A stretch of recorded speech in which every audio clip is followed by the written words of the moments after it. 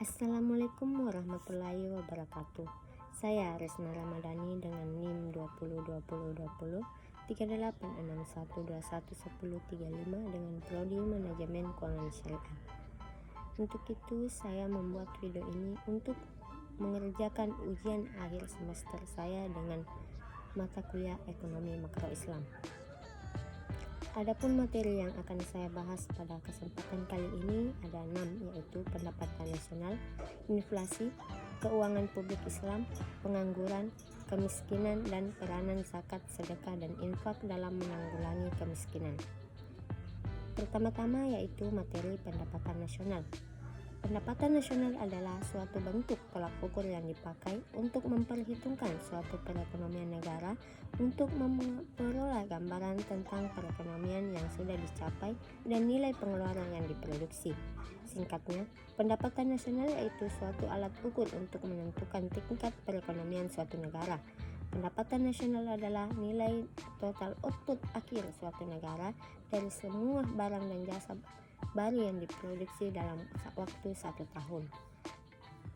Adapun manfaat dari pendapatan nasional yaitu: pertama, mengukur laju pertumbuhan ekonomi nasional, membandingkan kemajuan perekonomian antar negara, mengetahui struktur perekonomian suatu negara, menjadi landasan perumusan kebijakan pemerintah, mengetahui dan menelaah struktur perekonomian nasional, menentukan besarnya kontribusi berbagai sektor perekonomian terhadap pendapatan nasional, mendapatkan informasi soal tingkat kemakmuran masyarakat, dan yang terakhir membantu pemerintah untuk melakukan evaluasi dan mengukur perubahan yang terjadi. Lanjut, adapun faktor yang mempengaruhi pendapatan nasional tersebut yaitu konsumsi dan tabungan, investasi dan permintaan dan penawaran agregat. Lanjut, adapun konsep pendapatan nasional yaitu pendapatan nasional neto, pendapatan perseorangan, pendapatan siap dibelanjakan, pendapatan domestik bruto, dan pendapatan nasional produk nasional bruto. Metode-metode perhitungan pendapatan nasional yaitu pendekatan produksi, pendekatan pengeluaran. Adapun materi yang kedua yang akan saya bahas yaitu soal inflasi. Adapun pengertian inflasi adalah suatu proses naiknya harga secara umum dan terus-menerus dalam jangka waktu yang lama.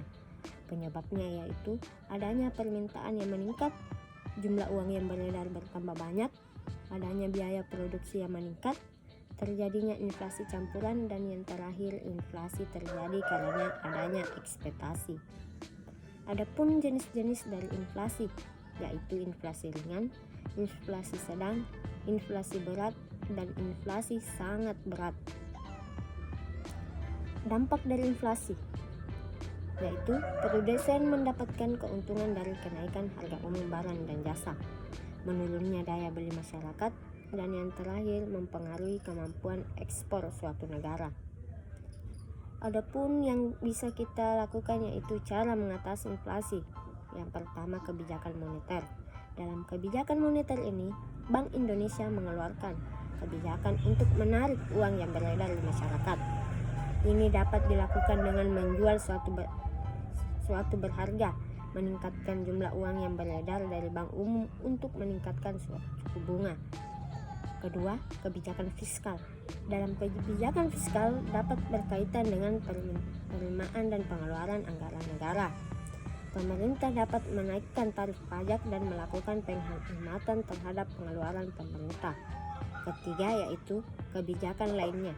Selain kebijakan moneter dan kebijakan fiskal, juga dapat dikelola dan meningkatkan produksi, mempermudah impor barang, menstabilkan pendapatan, menetapkan harga maksimum, serta melakukan pengawasan dan distribusi barang. Adapun materi yang ketiga yang akan saya bahas yaitu keuntungan publik Islam.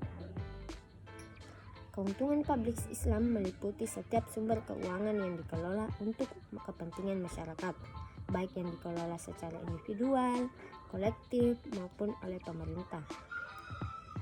Tujuan pengelolaan keuangan negara yaitu mempengaruhi pertumbuhan ekonomi, menjaga stabilitas ekonomi, merelokasikan sumber-sumber ekonomi, dan mendorong redistribusi pendapatan.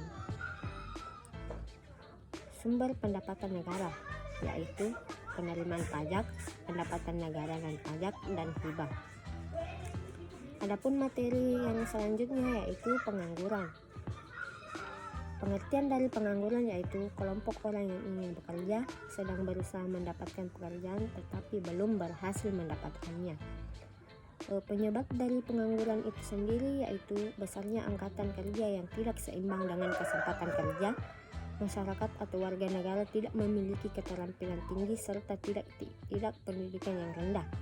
Adanya kemajuan teknologi yang menggantikan manusia. Tenaga kerja yang ada di daerah dengan di kota tidak dimanfaatkan dengan seimbang.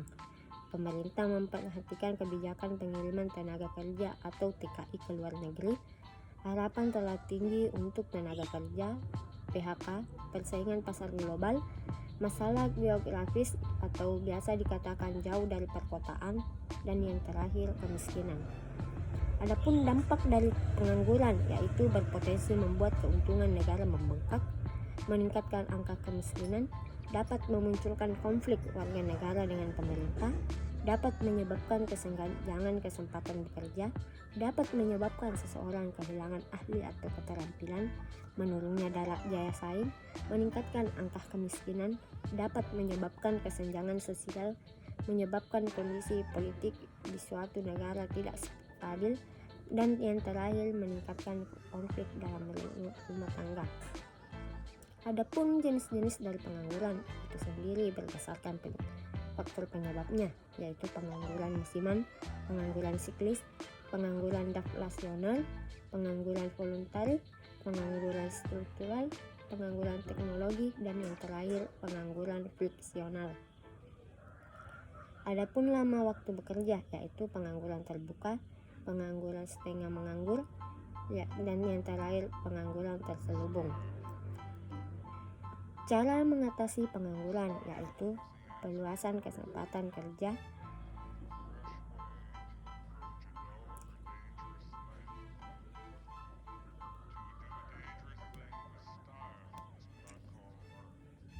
Cara mengatasi pengangguran. Yang pertama, perluasan kesempatan kerja. Kedua, mengurangi mencegah pengangguran di kota besar. Yang ketiga, menggunakan teknologi yang tepat yang disesuaikan dengan teknologi yang sifatnya padat karya. Dan yang keempat, memperbaiki mutu pendidikan dan menciptakan keseimbangan antara dunia kerja dan dunia pendidikan, menjadikan pertumbuhan penduduk melalui program keluarga berencana, dan yang terakhir penyediaan informasi tentang kebutuhan tenaga kerja dan melalui kerja. Adapun materi selanjutnya yaitu kemiskinan. Kemiskinan adalah suatu keadaan di mana seseorang tidak sanggup memelihara dirinya sendiri sesuai dengan tarif kehidupan kelompok dan juga tidak mampu memanfaatkan tenaga mental maupun fisiknya dalam kelompok tersebut. Dapat dikatakan bahwa kemiskinan adalah kondisi di mana seseorang tidak dapat memenuhi kebutuhan hidupnya akibat kemampuan yang tidak dimiliki atau terdesak keadaan. Faktor dari kemiskinan itu sendiri yaitu rendahnya kualitas sumber daya manusia, motivasi yang rendah, pandangan dalam hubungan kekeluargaan, keterbatasan pilihan lapangan kerja yang memadai, dan yang terakhir tidak kreatif. Adapun jenis-jenis dari kemiskinan ringan yaitu kemiskinan subjektif, kemiskinan mutlak, kemiskinan relatif, kemiskinan alamiah, kemiskinan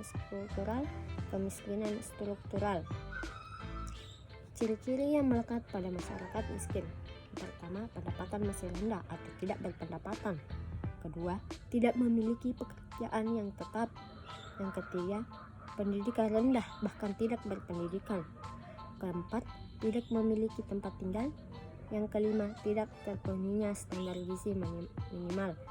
Karakteristik penduduk miskin secara lebih spesifik dapat dicirikan dengan tingkat SDM yang rendah, umumnya tingkat di wilayah yang karakteristik marginal, dukungan struktural terbatas, dan tingkat adopsi teknologi rendah. Penyebab kemiskinan. Penyebab kemiskinan dapat disebabkan oleh faktor dari dalam atau internal. Adapun faktornya yaitu sikap, pengalaman, pengamatan, kepribadian, konsep diri, motivasi, dan represi. Dan adapun faktor eksternalnya yaitu referensi, keluarga, kelas sosial, dan kebudayaan. Dampak kemiskinan di Indonesia. Pertama, meningkatkan angka pengangguran. Kedua, banyaknya kasus putus sekolah. Ketiga, munculnya berbagai masalah kesehatan di masyarakat. Dan keempat, menurunnya kualitas generasi penerus. Dan yang terakhir, munculnya tindakan kriminal. Pengertian zakat. Zakat merupakan salah satu rukun Islam dan menjadi salah satu unsur pokok yang bagi tiang syariat Islam. Oleh sebab itu, hukum menunaikannya zakat adalah wajib bagi setiap muslim dan muslimah yang telah memenuhi syarat tertentu. Syarat wajib zakat yaitu merdeka, Islam, kepemilikan yang sempurna, nisab, dan haul. Pengertian infak sedekah. Infak berarti mengeluarkan sebagian harta untuk kepentingan yang diperintahkan ajaran Islam. Jika zakat ada nisabnya, infak tak mengenal nisab. Infak dikeluarkan oleh setiap orang yang beriman, baik dalam keadaan lapang maupun dalam keadaan sempit. Adapun pengertian dari sedekah, yaitu sama dengan infak, termasuk juga ketentuan dan hukumnya. Hanya saja, sedekah memiliki arti luas, tak hanya mengakui hal uang, namun juga yang bersifat non-material. Peranan zakat, infak, dan sedekah dalam meningkatkan perekonomian. Salah satu hikmah dan manfaat zakat dan sedekah berfungsi untuk menolong, membantu, dan membina mereka, terutama fakir miskin, ke arah kehidupan yang lebih baik dan lebih sejahtera, sehingga mereka dapat memenuhi kebutuhannya dengan layak. Terima kasih, mohon maaf bila ada kata-kata yang salah atau tidak dimengerti. Assalamualaikum warahmatullahi wabarakatuh.